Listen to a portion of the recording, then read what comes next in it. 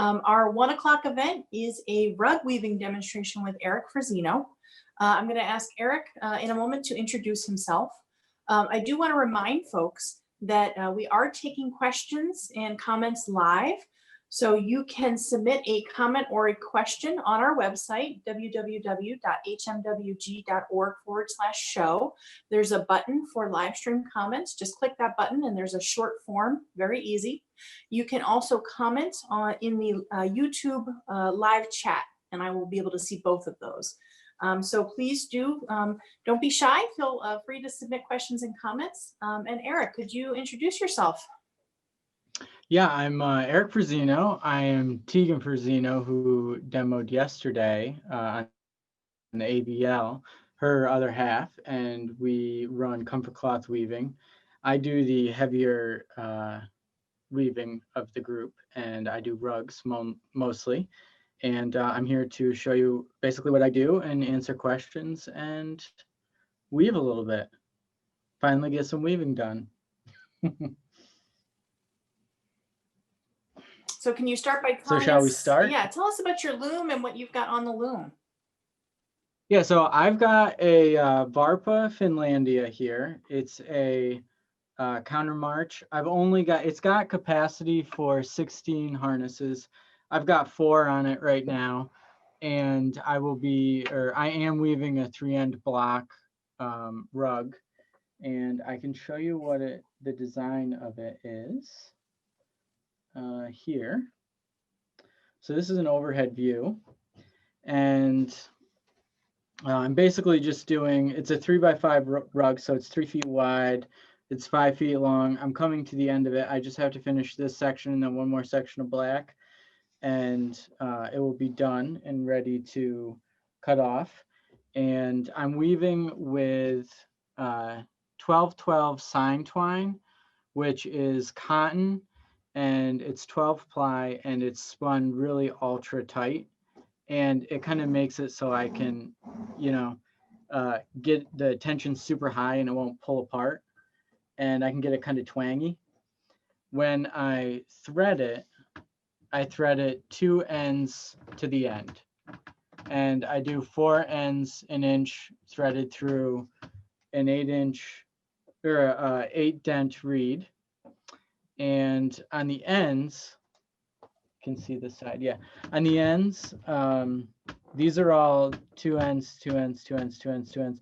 And then on the end, I do 3 ends for the second to last. And then I do 5 ends on the very last. And this helps me. I have never been good with managing temples. Here's my temple that I never use. It lives behind me and it's lonely. But I've found that with doing the 3 and 5 on the edge, I am able to maintain good smooth edges. And what I do with these last outside ones is they are made and warped on completely separate. So in the back, I have clamps. I have like quick grip blue clamps, and I tension these separate every single time I advance the warp. So when I advance the warp, I release these, and then when I'm done, I go back there and I pull with all my might, my entire body weight, and I get these really super tight so that there's like no, you can't really do much of these. So they stay right here and hold this nice and smooth for me. And it's been my sort of solution around the annoyance of a temple. So I will do a little weaving here.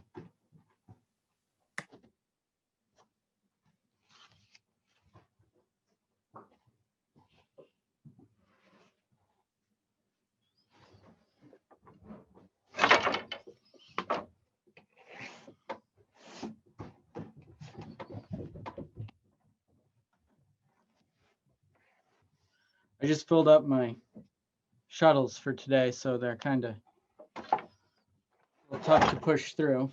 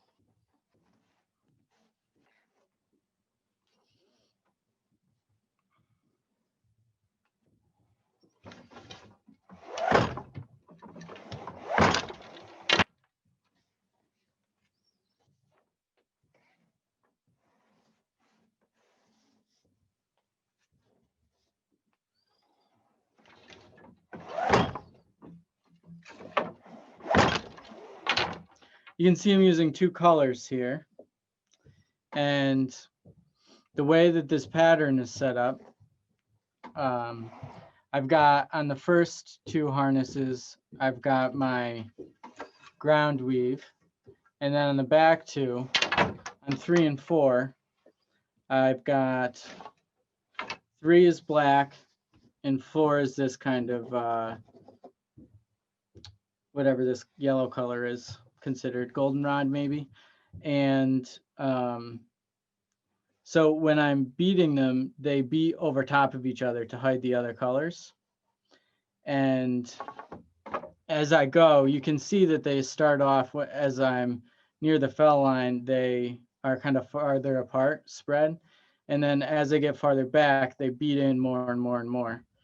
And that's something you have to be careful of. I'm not sure if you can see that tiny little line right there or not, but that's where I'm going to. And probably what I'll do is I'll go to about here. And by the time I finish the next section, I will have beat and packed in what I went extra, another ½ an inch or so, back to here.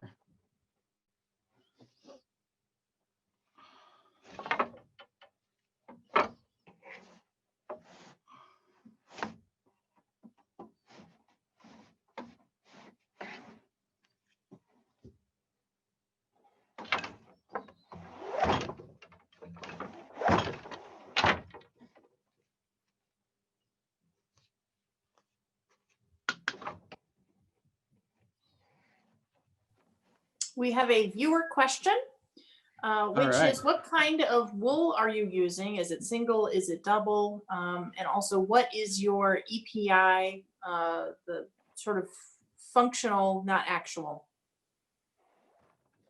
So the wool I'm using is Harrisville Highland.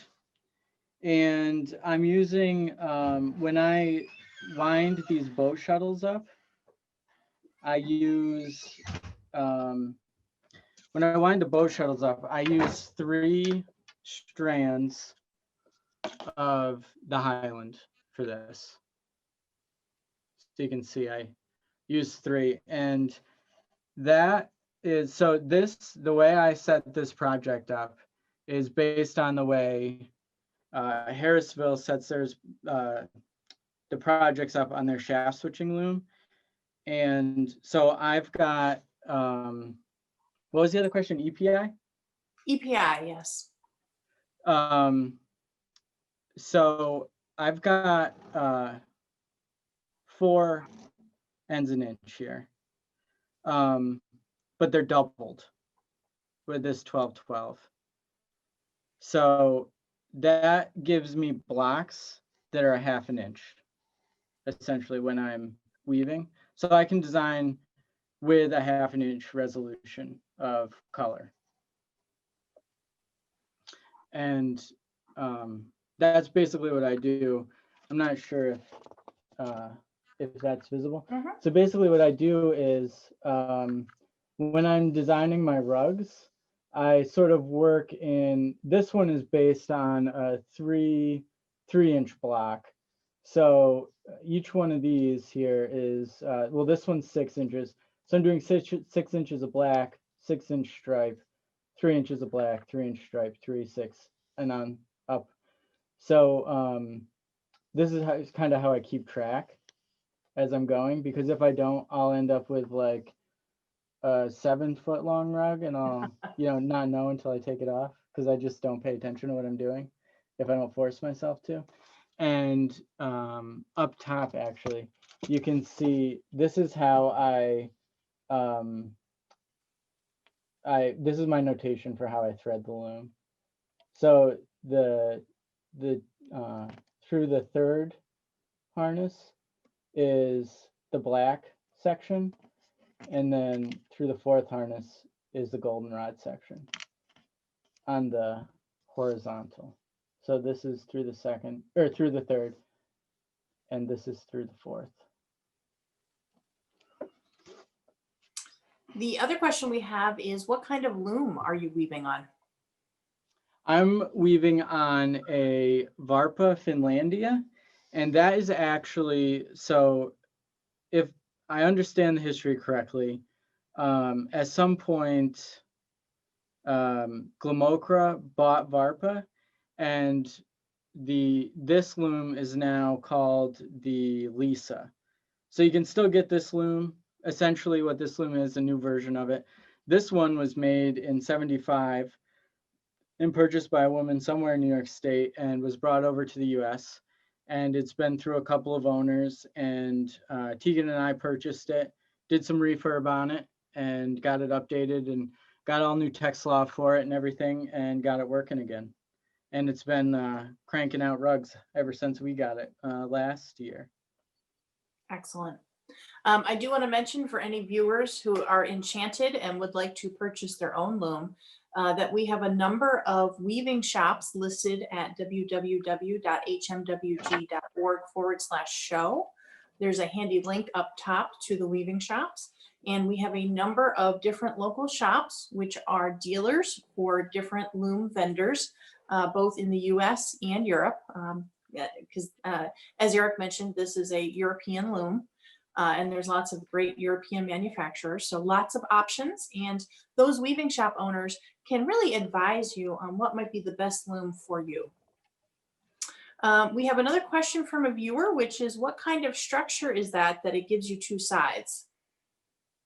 So it's a 3-end block, what's considered a 3-end block.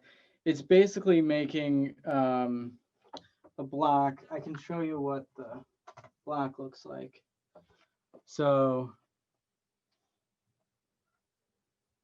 this is a block here. So that's a block right there. And this is a block. These are two different blocks. So it might be confusing because I have my notation tells me how many threads I'm putting through each harness. So ignore the 2 and pretend it's a dot. And this, it's a 1 and 2. That's your plain weave. And then either 3 or 4 creates the block of color that you're getting out of the block, essentially. And you can see that here you've got, yeah, you can kind of see it. Here you've got the goldenrod showing, because the goldenrod is being lifted over top of the black when I lift harness 4. And then when I lift harness 3 in the black is being lifted over top of the goldenrod. And on the opposite side of this, if you could see it, it looks exactly the opposite of what this looks like. So you're getting essentially a flip overable rug.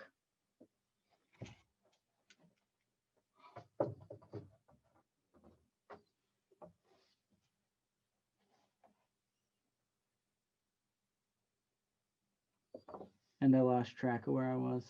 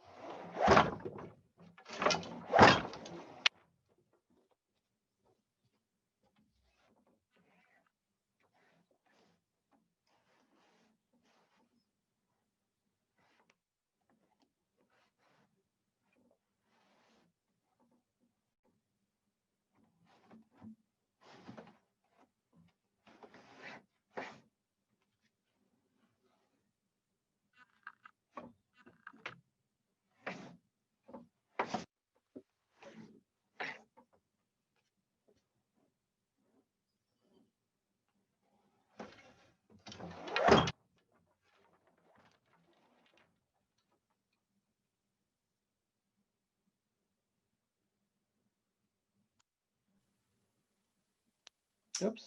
Eric, it looks like we lost your video feed. I don't know what happened. One sec, I'm coming. It just cut out on me. There it is.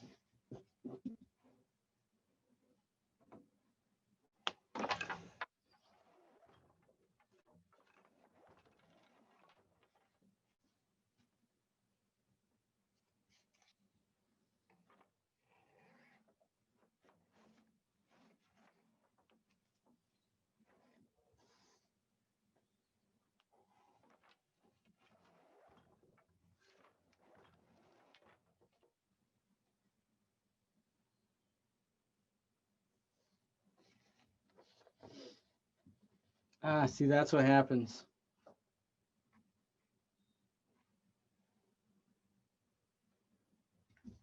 You have to keep careful track of where you place your shuttle so that you don't accidentally throw the wrong shuttle.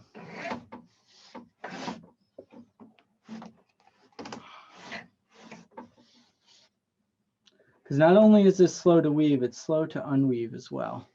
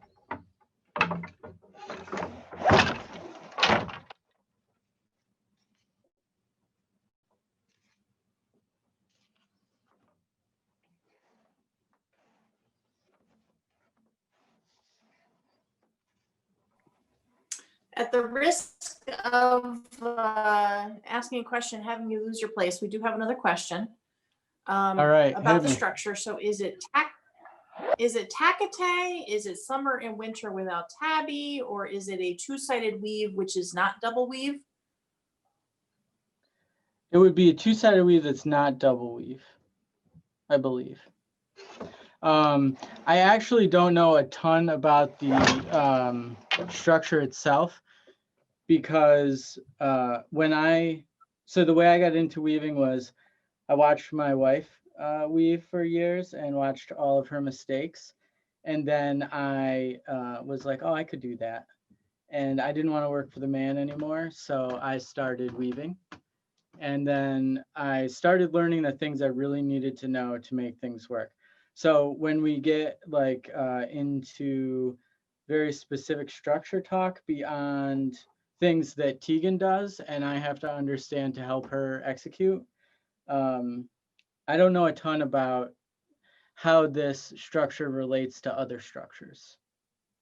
Okay, it looks like I misinterpreted the question. It was actually a comment. So apparently it is tackete. These are all names for what you're doing. It's tackete, summer and winter without tabby, or in Scandinavia, it's called a two-sided weave. So thank you, Greta. Oh, awesome. Yes, thank you, Greta. So the other side is basically the reverse, right? You're gonna have a goldenrod on the ends and then black in the center. Is that right? Yeah, so you can see it right here. So this is the top. This is the part you can see where that I'm weaving. And then right there is goldenrod on the outside, and that's going over the beam that's keeping it from running into my knees. And then this is the black, which is right here, goldenrod. And out here is the goldenrod, which is right here, black.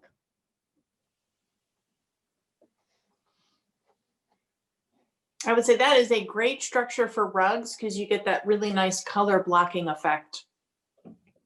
Yes, and the other thing that, so I've discovered ways to make this show more and less as I'm weaving, but ultimately, my next rug that's over, like, you know, on the warp over there is going to be, I purchased already shorter shuttles. So I'm using long shuttles, and I've got these little guys that I'm going to use. And what I'm going to do is I'm going to do a solid ground all down the sides and in the middle and in between. And then I'm going to do solid colors in the center. So I'm slowly and begrudgingly working my way towards tapestry.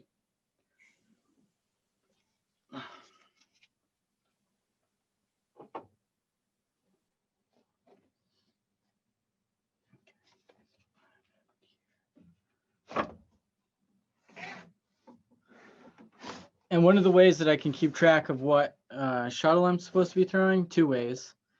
I have a way that I can see and a way that I can feel.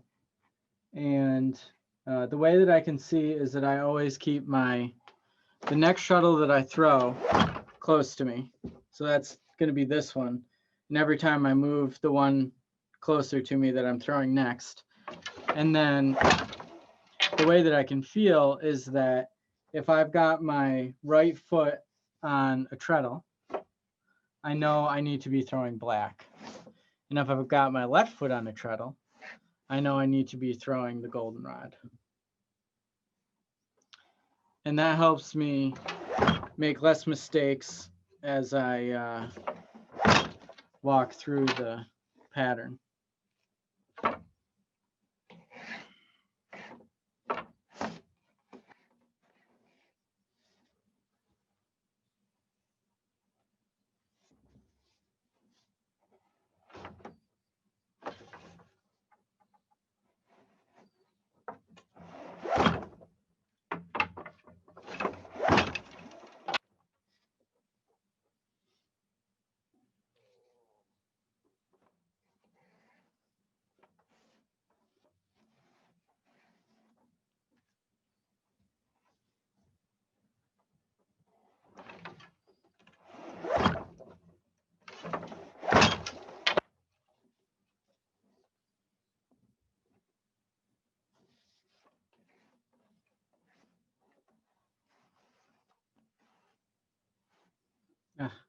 Every time.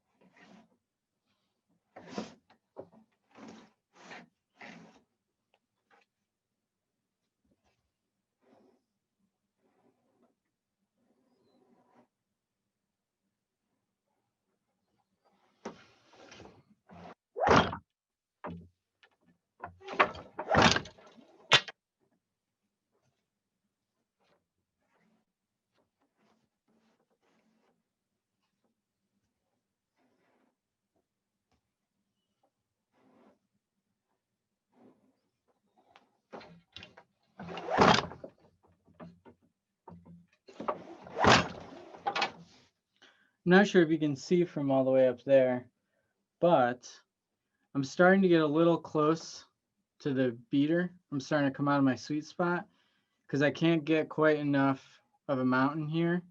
And I'm starting to see just a little peak of the warp.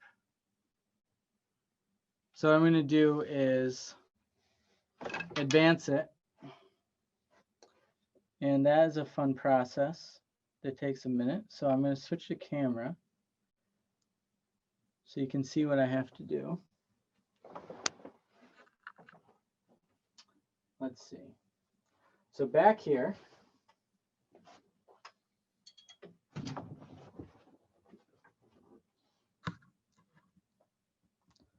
over on the side of the loom, I hold the, well, I gotta release these first.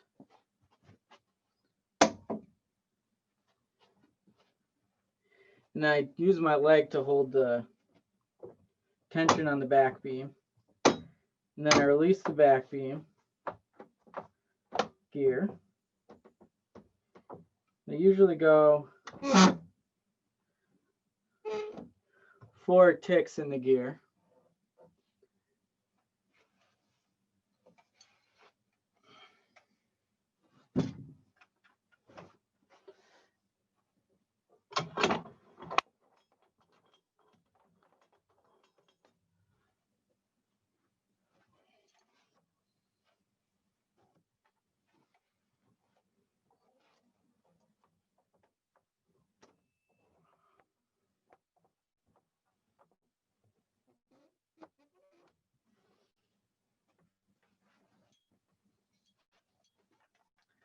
It's easy to go too far.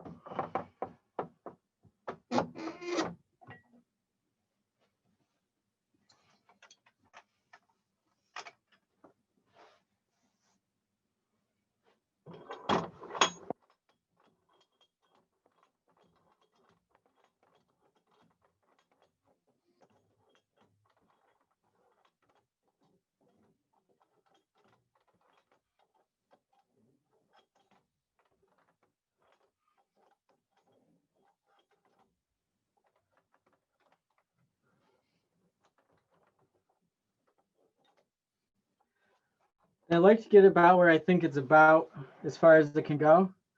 And then I go one more. Now I don't know if you can hear that, but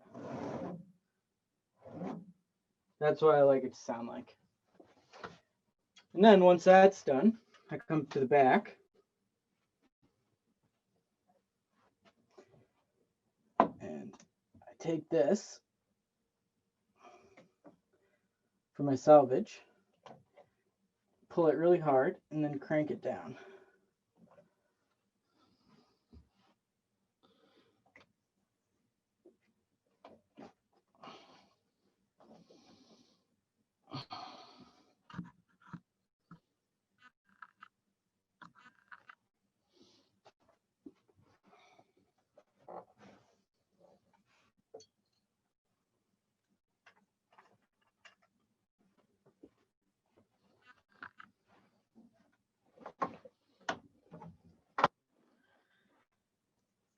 And then I always, before I keep going, remeasure to double check that when I advanced it, I didn't put it under either more or less tension than I had before, so that I make sure that I'm still weaving the right length. So it looks like I've got it under the same tension.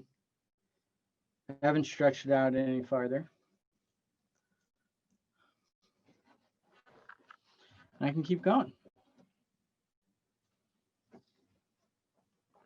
Who was last here? So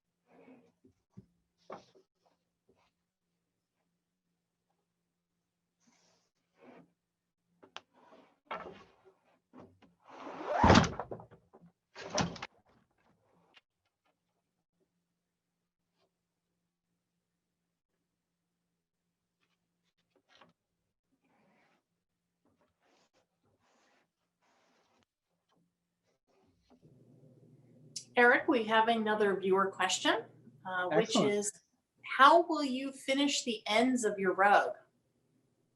Oh, that's a good one. So you can't see it on the other side because it's wrapped around the cloth beam. But what I do typically is I will take, and to start the rug, I take and I twine. So I do around each. I was just seeing if I had something I could show it with. I basically twine around each single warp thread one way while I'm doing it the opposite way for the next one. And I pack that into itself super tight so it creates something for me to beat against. And sometimes I'll do that twice if I want like some kind of design or zigzag in it. And then I do that on the other end. And then when I get to the end of this one, I'll do that on the end of this one as well. And I'll pack it right against the end of this. And then when I cut it off, I'm going to leave about 8 inches between each rug on this warp. And when I cut it, I'll cut 4 inches of extra of this. And then I'm going to take this and I'm going to sew it straight back into that twining and probably into about a 1/2 inch of the woven wool here. And then I'll bring it out the bottom and I'll just snip it right off. So it'll be into its neighbor and down the next warp thread. Connie notes that there is an article in the November-December 2020 issue of Handwoven magazine on this technique. Thank you, Connie. Cool. On the 3-end block or on the twining? I hope it's on the twining. Connie, you're going to have to let us know. Yeah. Yeah, there's really good, both of Peter Collingwood's books on rug weaving have awesome sections on twining. He shows how you can get like zigzags and different kinds of motifs and stuff in them. And I've only ever gone like 4 wide because I kind of just like my rugs to be plain and end on the edges. I like it. I just like it better that way. I like when there's not a lot of extra. I have done rugs where I just basically do a few shots of plain weave and then I take and tie each warp to the next warp and then sew it back down in a 1/2 inch and then snip it. And those have held up great and been awesome rugs. And I also make a rug out of mop yarn, which I use, it's a 65-4 cotton. And I use that in both the warp and the weft. So I set that at 4 ends an inch as well, but that's actually because it's massive. I mean, it's like the size of my pinky almost. And when I weave that, I whip stitch every warp thread at the end of it to the last pick or the first pick. And then I cut just a little fringe on it. And then that's the end of that. And that holds up in the washing machine and everything as well. So Roy would like to ask if you prefer fringeless rugs to ones with fringe. On these kind of flat weave weft face rugs, I much prefer fringeless. I think that's just because of, I don't know, I don't like stepping on it. It also in my house collects fur and dirt and stuff. You know, we're always in and out of the house and I don't like extra things to collect dust and whatnot. But when I weave the mop yarn rugs, I do leave fringe on those.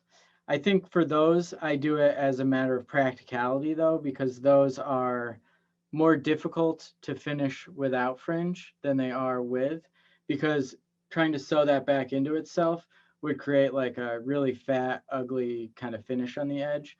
Where if I just did some plain weave at the end of this and rolled it over and seamed it nice, that would look fine on here and it wouldn't create like a real fat kind of ugly thing.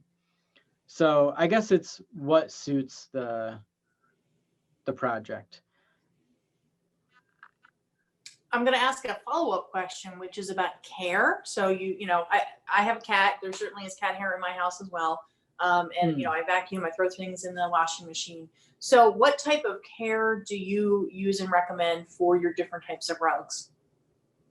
So for this kind of rug, I have a badminton racket and I beat my rugs probably like 3 weeks to a month, every 3 weeks to a month, depending on how busy I am. That gets the dust and the stuff out of them. And if you put this in the washing machine, it would come out not what you put in, and you wouldn't be happy. This would felt up and turn into a mess. But we make cotton rugs, and those we just toss right in the washing machine. We do them whenever they're dirty or they get mud on them or whatever. We usually beat them first just to get the stuff out of them, and then we toss them in the washing machine. And then we also make core spun rugs, and we recommend the same that we recommend with these, where you just beat them with something, hang them outside, let them air out during the summer, or if you're down south, once a month or so, every other month, whatever works for your schedule and your dirtiness in your house. Vacuum also works, but sometimes if it's not woven tight enough, or you do core spun and the core spun's not spun tight enough, a vacuum will be more likely to kind of shred it and pull it up than you will maybe ruin your rug doing that. So in that case, for sure, you want to beat it rather than vacuum or put it in the washing machine. Great way to get your frustration out as well. Yes. Yeah. Get yourself like a good solid badminton racket and just go to town. So for this kind of flat woven rug, you're not doing any wet finishing, is that right? That's correct. Really, if what the finishing that I'll do after it comes off is there's like little ends or like fussy stuff that was maybe the yarn was tied together, some spot I missed when I was winding a shuttle. And I'll go through with a little teeny tiny pair of like finger scissors, and I'll just clip off all the stuff that's on the rug. And then all of these little ends that I have where I started new threads, or I had like a section and a section ended or started, I will just weave that into a couple, or I'll take a tapestry needle, like a curved one, and I'll just sew it right into the selvage, and then I'll snip it. So, like this, or your goldenrod one, I'll go up, so it'll be hidden, and the black one, I'll go down, and then I'll just snip it off, and I'll take all that stuff off, both the top and the bottom, and I'll make sure that the hems at the ends look good and don't have any extra nonsense on them. And then that's it. I mean, if somebody wanted a felted rug, that would be different, and I'd probably weave it differently to felt a rug.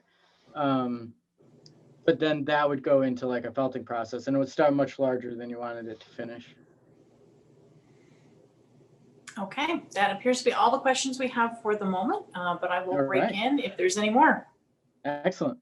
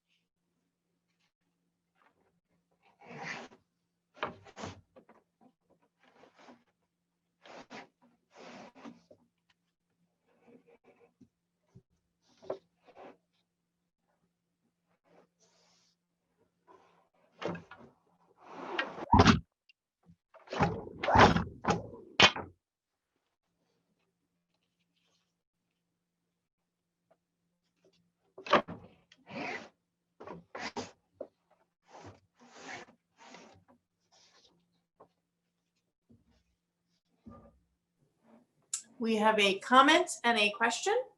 All right. We have a comment from Ken about wool rugs freshen and clean up great with snow. So cover the rug with snow and then sweep it or shake it. I have heard of that technique. Yeah. And hopefully we'll be getting some snow soon so you can try it out.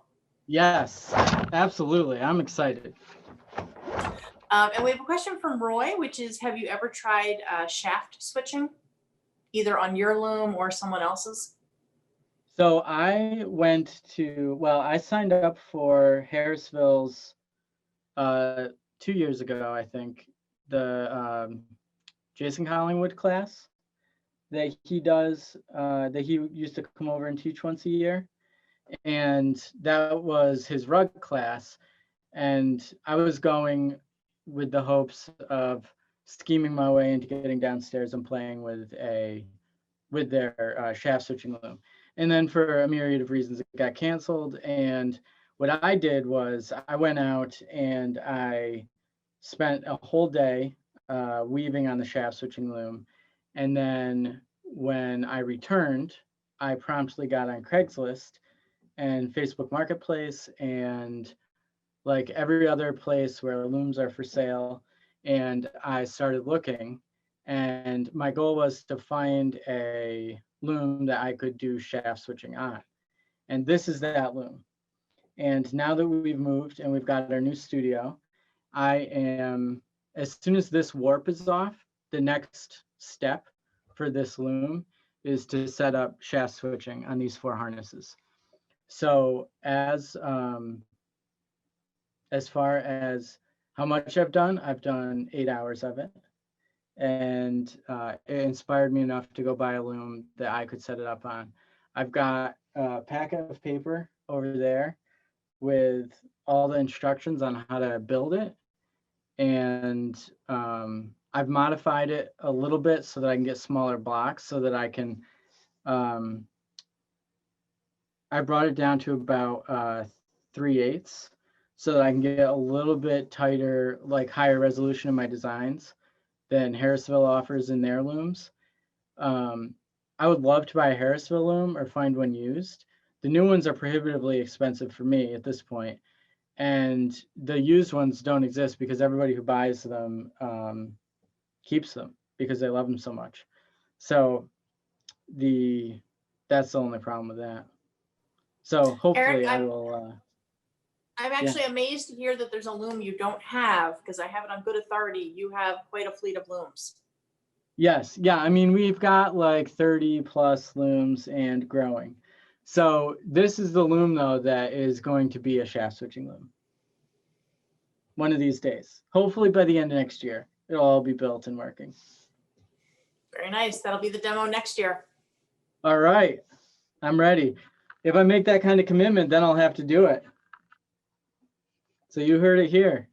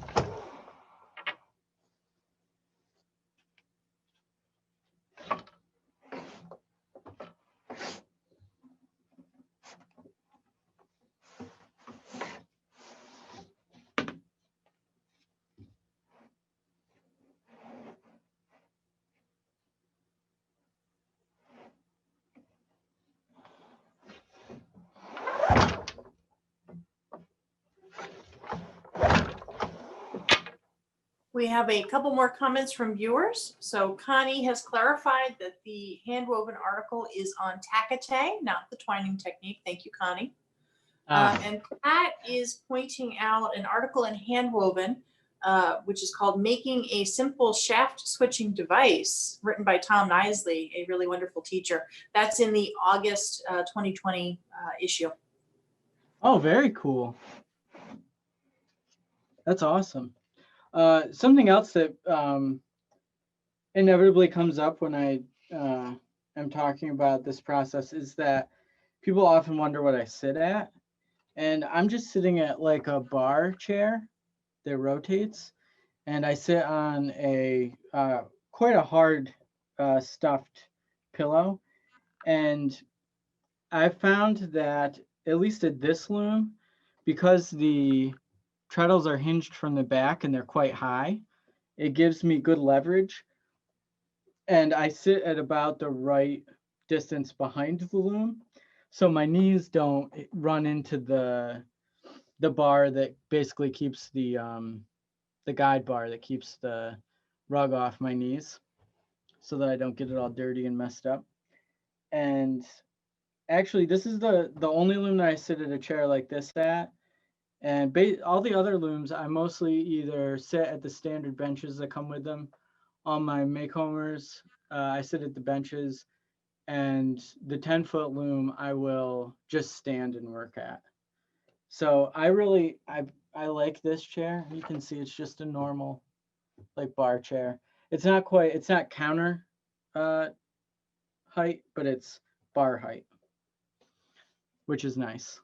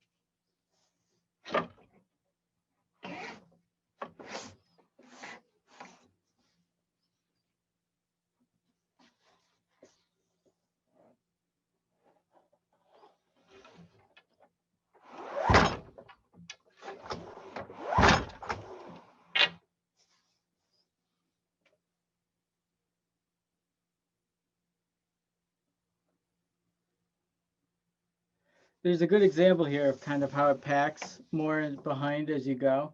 You can see I changed dye lots here. So this is going to be for my bathroom. But you can see how it packs as you go, because the line where I need to end is right here. And I've basically been weaving at this line for about 10 picks. And it's sort of, it's just starting to disappear with the last pick I did. And then I'll probably go about 6 more picks or so. And then I'll switch to all black to finish up the last band of the rug.